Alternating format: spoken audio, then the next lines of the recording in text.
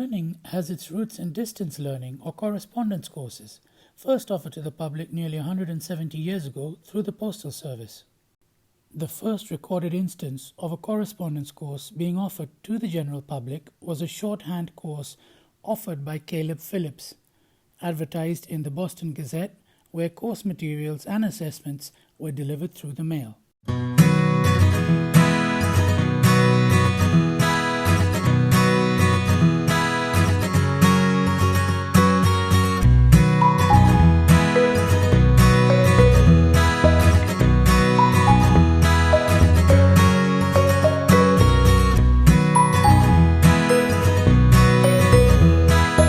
Isaac Pitman, sometimes referred to as the father of distance learning, was the inventor of the shorthand system still used by British journalists today. American journalists, however, usually prefer the Gregg system. Pitman's shorthand correspondence course was available solely through the mail, putting distance learning truly on the map.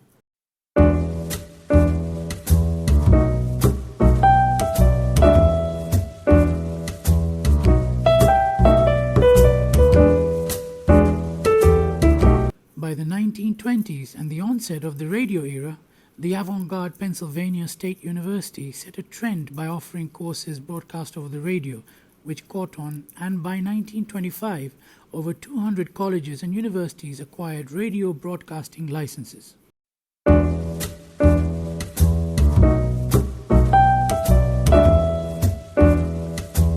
Radio fever had truly gripped the world, with radio stations popping up all over, broadcasting in different languages and hosting programs for a multitude of audiences across regions all over the world, creating a real sense of community and belonging.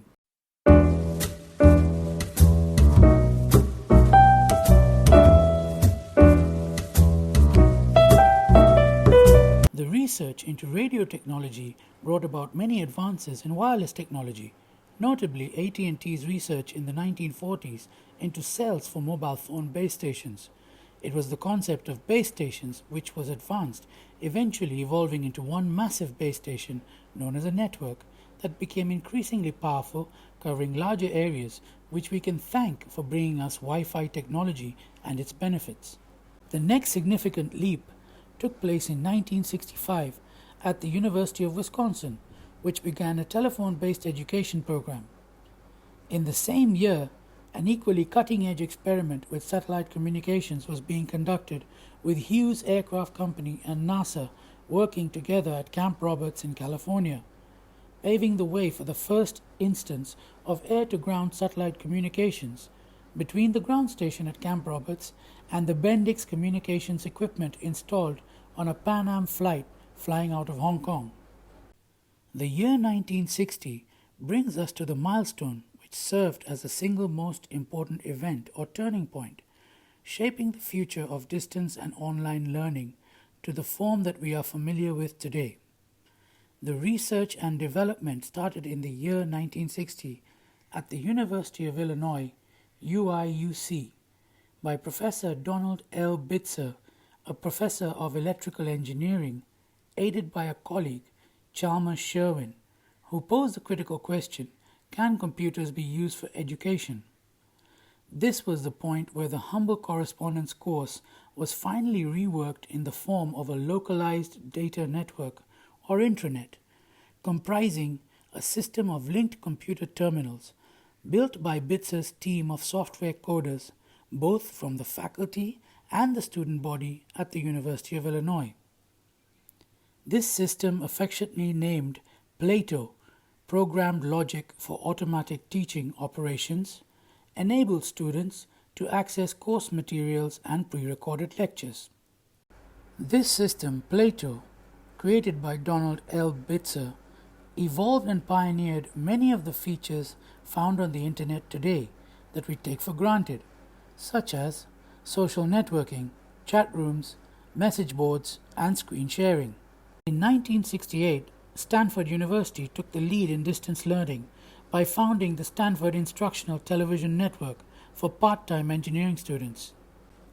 Donald L. Bitzer's prototype system, Plato, made headlines again. First created and utilized by the University of Illinois, It was adapted in 1969 for use by the US Department of Defense, 9 years after its inception, christened ARPANET, now acknowledged as the forerunner of the Internet. Social critics start to analyze the archaic education systems and try to envision alternatives and progressive approaches to the problem. This gives rise to the debate surrounding the merits of online learning. One such critic, Ivan Illich, publishes a book titled Deschooling Society, discussing the possibilities achievable through computer-based learning and education. This debate spurs on institutions all over the world to start thinking objectively, and the BBC, one such institution, establishes the BBC Open University.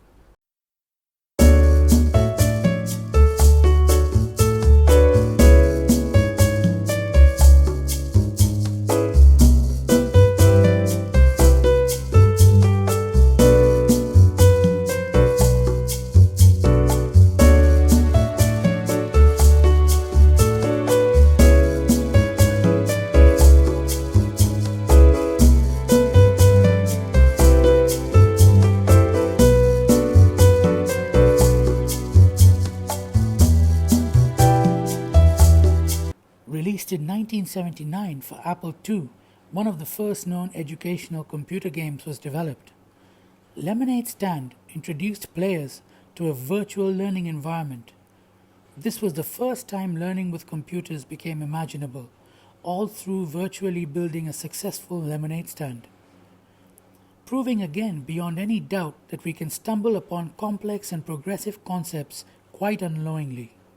In 1983, after ARPANET adopted the concept of TCP/IP, that is, Transmission Control Protocol and Internet Protocol, standards included in a communications model designed for the transmission of data between multiple networks, developed by Robert Kahn and Vinton Cerf, the Internet, now comprising a network of networks, had finally started to take on the form we know and recognize. In 1984, these advances led to the formation of the Electronic University Network, the EUN, aimed at helping colleges and universities expand their reach through online courses. The first courses offered by the EUN were rudimentary courses for use with DOS and Commodore 64 computers. Don't worry if you have no clue what I'm talking about. They were literally from the dark ages of computing. However, without them we wouldn't be where we are today. They used existing telephone lines to communicate way before the World Wide Web came into being. A decade later, by 1994, the internet bug had well and truly caught on. There were more technology companies popping up than you could shake a stick at. Organizations like America Online, Delphi, CompuServe, and a host of local internet providers banded together, hell-bent on transforming our humble little homebound desktops into magic carpets ready to traverse the information highway all over the world.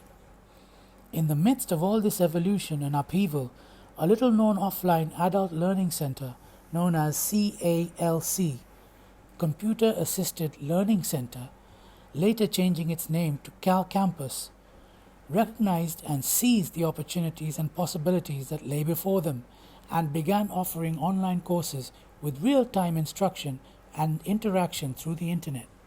By 1997, a group of organizations known as the California Virtual University, CVU, and the Journal of Asynchronous Learning Networks, JALN, created an online index of all online courses available through accredited institutions in California, providing students with a treasure trove of information about online education. Although this initiative was doomed, finally closing its doors in 1999, it did achieve the mammoth task of raising awareness about available online courses on the internet at large. Following in the footsteps of the revolutionary new trend set by Blackboard Learn and eCollege in 1999, possibly the world's first learning management systems, a new system joined the pack in 2001, known simply as Moodle, standing for Modular, Object-Oriented, Dynamic Learning Environment, created by Martin Dougiamas.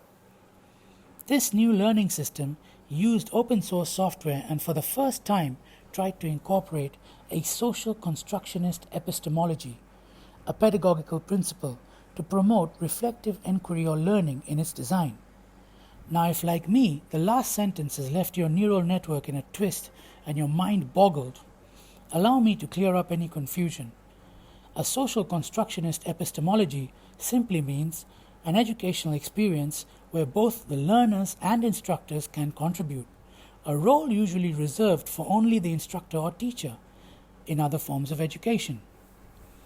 This then promotes reflective inquiry or learning, which highlights the practical aspects of learning, focusing on the learners and how they reflect on their own actions and senses, what they hear and see.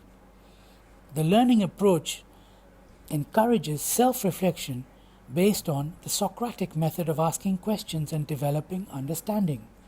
The integration of all these elements into its design enabled Moodle to nurture an environment for learning communities. In 2002, one of the esteemed institutes in the academic world, the Massachusetts Institute of Technology, MIT, started offering lectures and course materials online, mostly for free through their Open Courseware project, OCW. Despite encountering some obstacles over the legal logistics of intellectual property rights, MIT and the instructors of its collection of over 2,000 undergraduate and graduate courses still remain committed to the cause and are strong advocates for affordable and accessible online learning. You need only search for MIT on Google and you'll find their OpenCourseWare proudly featured on the meta tag and sitemap. Within a decade, by the year 2009, there was an unprecedented increase in the number of learners taking online courses, with 5 million or so students online, accounting for a massive 187% increase. Traditional academic institutes began expanding their online presence, offering not only a bouquet of online courses, but also complete degree programs.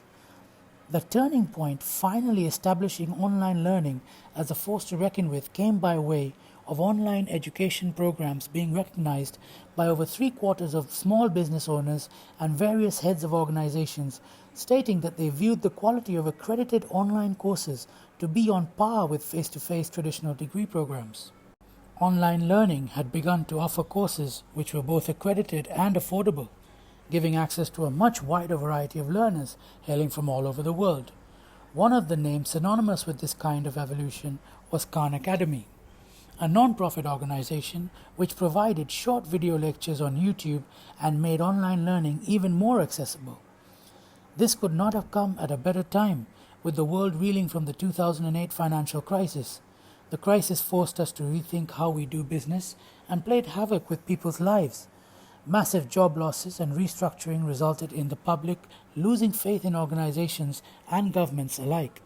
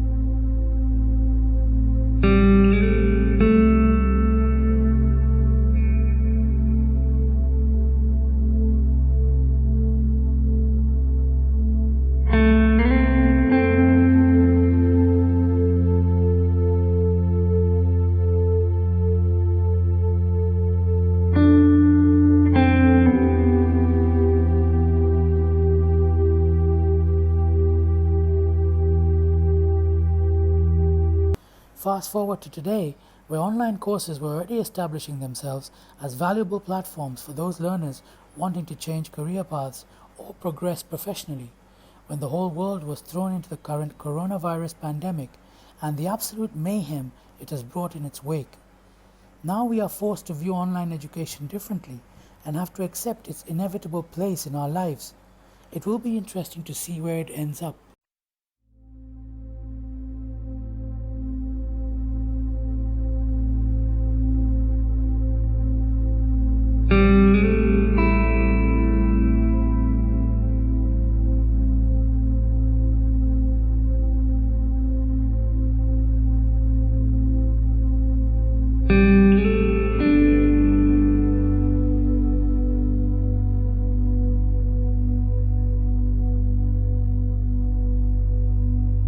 The debates surrounding the merits of online education have taken center stage once again, and perhaps now that we have all the facts about online learning and its evolution, we are better equipped to arrive at certain conclusions. Let us start with the advantages and then discuss the disadvantages. A. No fixed physical location and lower establishment costs. B. Affordable, accessible, and convenient for learners. C. Free from disturbances due to natural calamities, weather, and even pandemics. D. Better analysis, progress updates, monitoring, and intervention for improvement. E. Self-paced learning. F. Lacks complete face-to-face interaction. G. Might be limited in being able to convey complex concepts. H. Lacks a comprehensive feedback framework. I. Learners prone to distractions. J. Dependent on technology. Observation often provides us with the concrete evidence to support or dismiss any argument and helps us to form opinions. Here are a few personal observations made after the reality of the effects of the novel coronavirus set in. These are mostly reactions to the crisis and statements made by parents, educators, and learners coping with the unexpected shift from traditional to online forms of learning. Kids message each other all day anyway. It would be nice to know that they were messaging each other about classwork from time to time, in between the riveting discussions about the latest YouTube video and the new girl in class with the walloping teeth and shiny braces. Suparna, an educator and mother working from home. They are on those things all day. Anyway, let's hope they'll put their gadgets to some use. A concerned father. At least in school we didn't have to physically make a lesson plan before every class. Now we have to submit one before every lesson and tally the learning objectives to them to show the administration that we're doing our jobs right. How much more work do they want us to do? A teacher unable to adapt and suffering from stress. It is so much easier to monitor students' progress like this. Like I've got eyes in the back of my head. I'll definitely be continuing this method of analysis long after the pandemic. A teacher adapting and thriving. I'm experiencing a newfound interest for physics since the classes have gone online. Mr. Davis isn't breathing down my neck all day, and I'm able to understand the topics because I can cross-search anything I don't understand online, where unlike my textbook, things are explained using moving diagrams and cool videos. Now I'm finally able to answer the questions. A learner benefiting from the self-paced and self-driven approach. I'm doing my lessons online, but I'm not able to finish a single class without being distracted. Either my phone's going off, my little sister's being a pest, or my mom wants me to do some errand. To top it all off, Netflix keeps advertising Stranger Things Season 3.